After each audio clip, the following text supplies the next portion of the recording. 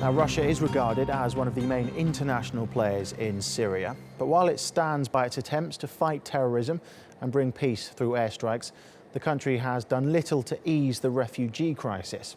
It's accepted only a fraction of the hundreds of thousands of people who have fled the war-torn country. Albina Kovalyova has this report from outside the Russian capital.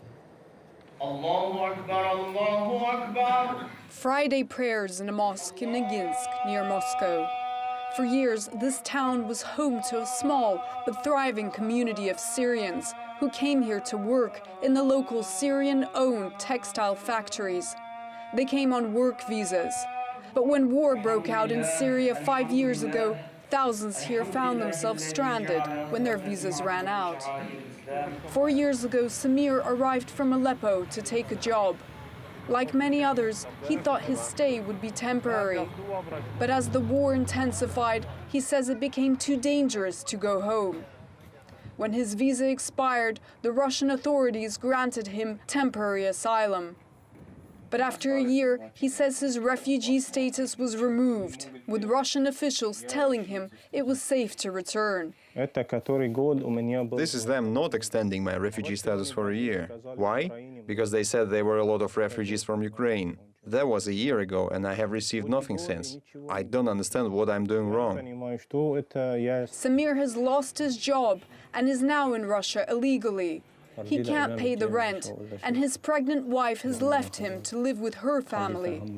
He shares a room with another Syrian from Aleppo, who also came here to find work.